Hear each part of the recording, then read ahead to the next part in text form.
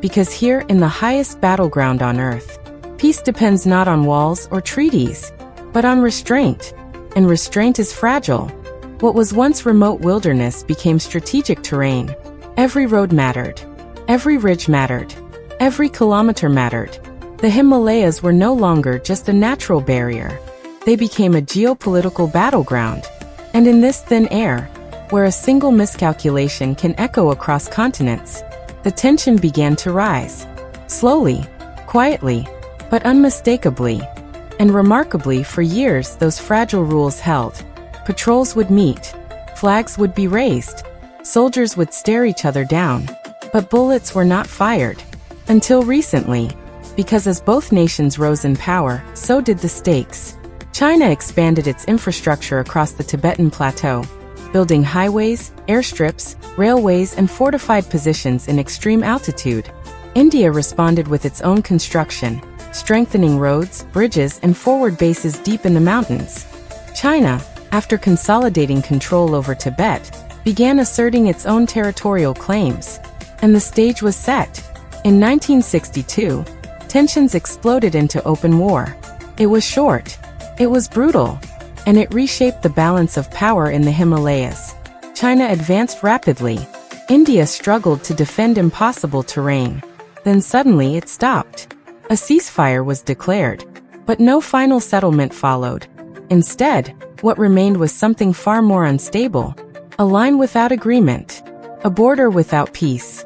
Over the decades, both sides signed agreements promising restraint. No firearms along the frontier. No escalation. No war. It was never clearly drawn. And that uncertainty has shaped decades of tension.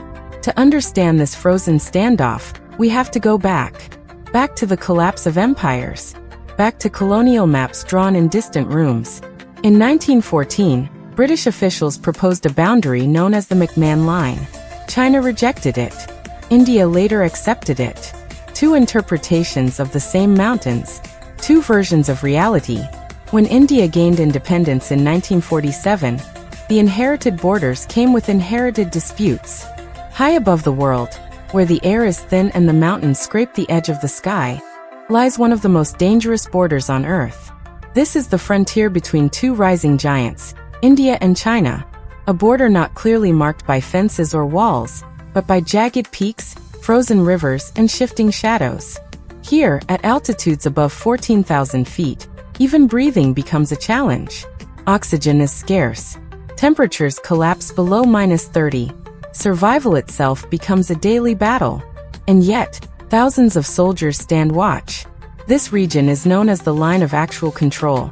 A name that sounds precise, but hides enormous ambiguity, because this line is not officially agreed upon. Then came the buildup. Helicopters began cutting across the Himalayan sky. Convoys of armored trucks climbed narrow mountain roads that had once been silent. Satellite images revealed something new. Fresh roads. New bunkers. Helipads carved into unforgiving rock. China was accelerating construction along the frontier. And India responded, urgently. Engineers worked through thin air and freezing wind.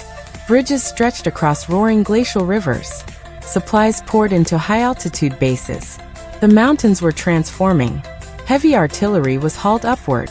Missile systems positioned against the skyline. Radar arrays scanned the ridgelines. Every peak became a watchtower.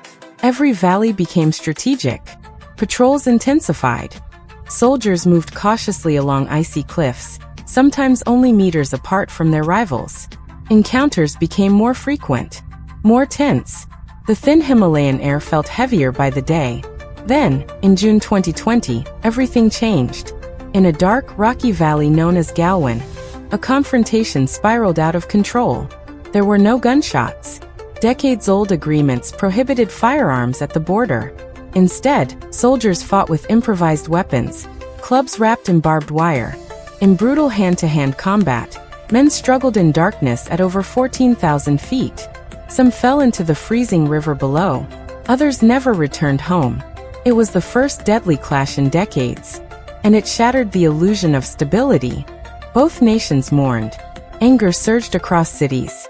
Headlines flashed around the world. Two nuclear powers had come dangerously close to war. Urgent military and diplomatic talks followed. Commanders met face-to-face in tense negotiations. Expressions remained rigid. Trust was scarce. But Galwan was not the only flashpoint. Elsewhere along the line of actual control, defensive positions hardened. Troops dug trenches into frozen ground. Advanced surveillance systems rotated silently. Fighter jets roared overhead in readiness. The buildup was unmistakable. Nature added its own brutality. Winter arrived with merciless force. Temperatures dropped below -30 degrees Celsius. Frostbite became common. Even breathing burned the lungs. Soldiers trained, exercised, endured. Medical teams treated altitude sickness. Oxygen tanks became lifelines. Yet vigilance never stopped. Because tension shifted eastward, toward Pangong-so, a stunning blue lake surrounded by barren mountains. But even beauty here was divided. Ridges known as fingers became contested ground. Patrol boats cut across icy waters. Bunkers appeared near the shoreline. Night vision devices scanned the darkness. Communication hotlines stayed open. Leaders spoke urgently to prevent catastrophe. Gradually, partial disengagement followed in some sectors. Barriers were dismantled. Some troops pulled back. But suspicion remained. Eyes never left the horizon. Months turned into years. Supply depots expanded. Strategic highways stretched deeper into the plateau. The infrastructure reshaped the region. What began as a remote frontier became a heavily militarized high-altitude standoff. National pride hardened positions. No side wanted to blink. Wind whipped through razor wire. The mountains glowed red at sunset, beautiful, but fragile.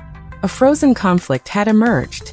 Not open war, not peace, but something in between, balanced on restraint, and always one misstep away from escalation.